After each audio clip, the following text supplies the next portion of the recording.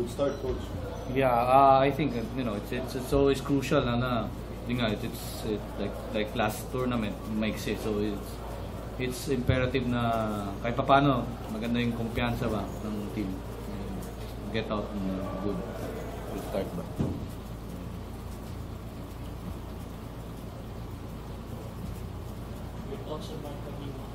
Well, it's really a blessing na kahit paano nabigyan na kagad siya ng clearance ng doktor na makapaglaro. For sure, Mark has always been the soul of this team. So it's crucial that malaking bagay maglaro siya sa amin eh. Pero syempre, medyo pa rin, na lay off ng konti kasi hindi siya pwede masyado magagalaw nung injured siya. So understandably, medyo nangangapapa sa conditioning. Ito pala. Ayan. Speaking of the devil. Ayun. Hindi siya nagsalita. What is that? Yeah, they're asking about you. What's the question? Balik mo. How did it feel? It just feels good to be back in the court, playing with these guys. Medyo, yun nga, wala lang ako sa kondisyon. Need to lose weight. Siguro, a few more games I'll be alright. Walang pain? Wala naman. Just a little bit, headache, after the game.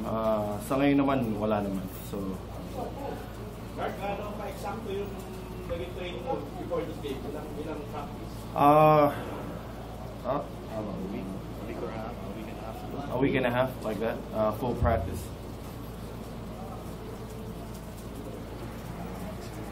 Are you still taking medication, pain reliever?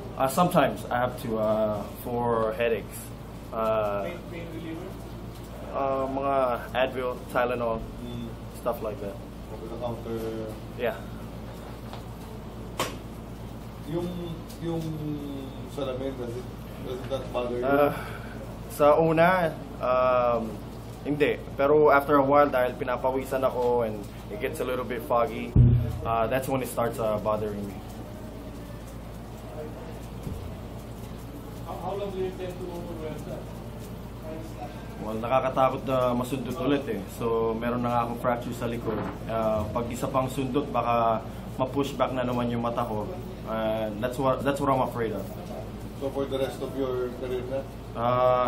Medyo mentally, siguro sa utak ko, baka dahil yung pain na na-feel ko nung tinamaan ako nun, I don't wanna have that feeling again. Yung mas comfortable ka ba yun kaysa yung goggles that would protect? Yeah, mas komportable ko. Dahil yun kasi sa mask lang nakalabas yung yung mata mo eh, pwedeng masundot eh. So pag nakasuot yung salamin, miski masundot ako tama. No, I mean yung like Kareem Abdul-Jabbar's goggles. I tried it. Gives me that one gives me a headache. So Pero bagay naman. bagay ba? Isa lang yan o meron ka pang extra yan? I have 3. Yeah. Dala mo lahat sa game? Dala ko lahat sige. In case baka tamaan eh, medyo hindi mo na alam. You used to experience headaches, pagkatapos binigyan mo ng headache yung mga Hindi naman. Ano yung peripheral condition na yung Meron pa rin onti lang eh. Pero nawawala siya talaga unti-unti. Siguro a few more weeks, I think completely na talaga wala na siya. Pinag-uusapan natin, remember when you accepted the award ng Best Player of the Conference, i-inform ka namin na pwede kang mag-MVP. Yeah. And nakabalik ka. So is that in your sights? Oh no. I'm not even thinking about that. I would personally, siguro before I was being selfish, I wanted the awards, whatever. Pero, now that I keep saying, tumatanda ka na sa game, you're being matured, all you want is just to be healthy. And that's it. Wala na, I'm not worried about awards or ano. Percentage-wise, where are you? Probably 80. 80? Do you like your roster na kung mas malalim mo yung ngayon? Depende. Well, tignan natin kung kalaban natin yung mas malakas na mga team. Doon mo makikita kung malakas yung team namin. Coach, how much do you expect from Mike? Well, Ano yung role niya sa team mo as he's getting healthy, he's recovering? well, he's always been the one of the focal points naman ng team namin, and like I said, he's the soul of our team basically. And I'll be honest, when you ask the question if he was thinking of the awards, one thing about Mark I could say is he always team comes first always. He might seem like sometimes he's taking a lot of shots, but that's just basically because he wants to win so much. Kasi there's experiences in our game na minsan ipapasok ko na tapos maganda tinatakbo ng team. Sabihin ni Mark, kung sayang mo na yung mga tal, maganda pa tinatakbo. So that's not, I'm pretty sure that's not gonna be a problem with Mark about thinking about the Pati yung isang returning, ngayon hindi pala returning, ngayon pala nagamit.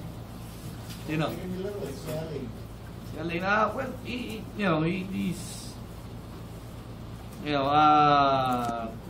we'll see. Tulad sabi ni Mark, let's see kung ano. Yeah, it's everybody na. So, tingnan natin.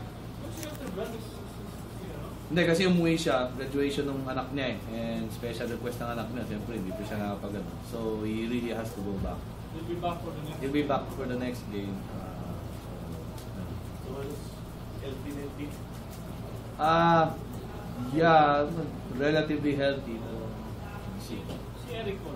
Eric pulled his hamstring sa practice eh. Yun. Yun ang He'll be medyo. out how long? 2 to 3 weeks ang ano na. So, yun na namin.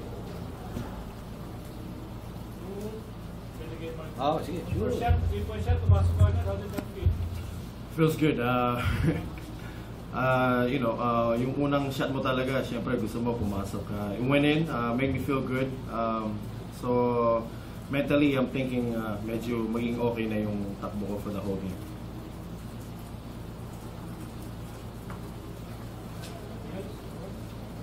Good.